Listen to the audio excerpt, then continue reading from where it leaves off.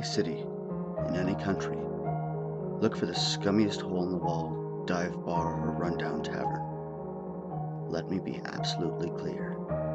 Do not try this at the "this is totally a dive bar" hipster type place. It has to be the real thing.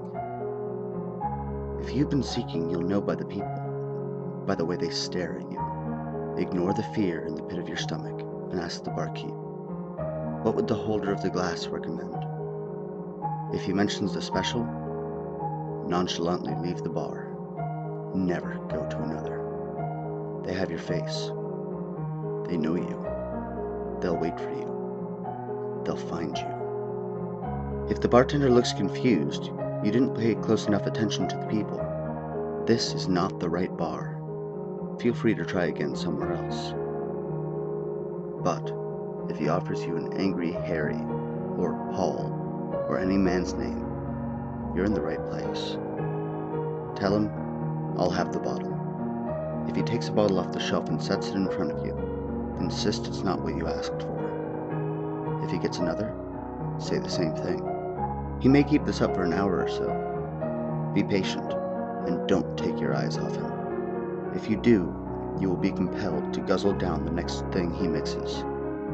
If you're lucky, it'll be a drain cleaner mojito with razor blade garnish. Believe me, it could be a lot worse. If you don't look away, eventually he will bring you a tall glass with ice and start mixing a foul-smelling concoction, swirling purple or green. This is your cue to ask, have they ever come together before? He will stop mixing the drink, lean on the bar just inches from your face, and whisper a tale of the seeker who almost succeeded. Every falter, failure, and excruciating experience that befell them. At the end of the tale, he will look straight into your eyes and whisper the seeker's name. If it's your name, be prepared to face your horrific and inevitable failure. He will then turn back to the cocktail he was mixing.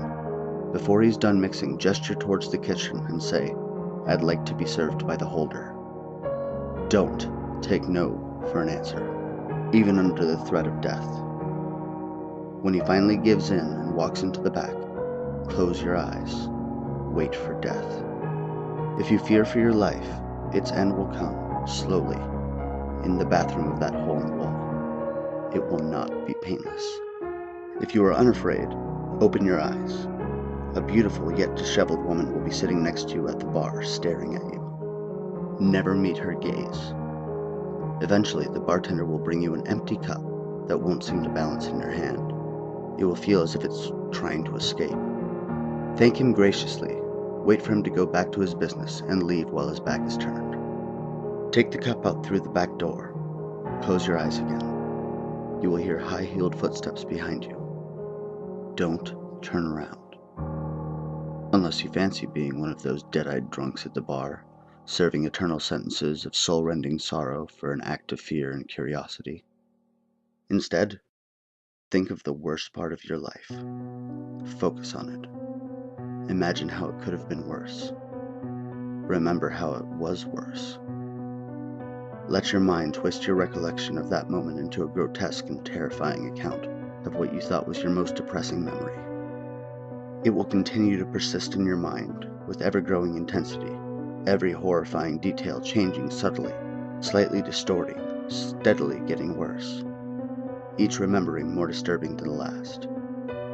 You will lose the will and ability to control your imagination as the images rip through your sanity, threatening to leave you a drooling invalid trapped in a waking nightmare until your heart gives out, or you claw yourself to death in sheer panic. Keep it together as best you can, and don't open your eyes. Don't even move until an image of a bar stool forms in your mind, and the cup disappears from your hand. Open your eyes and look to your left. There will be a cracked shot glass sitting on top of the bar stool you just envisioned. Take it and run. When you drink from it, no matter what the beverage, it will make you appear however you wish to anyone who can see you. You can appear important or insignificant, even invisible, although it may at times affect your balance and judgment. It is number 17 of 538 objects, and maybe you should keep it away from the others. Maybe.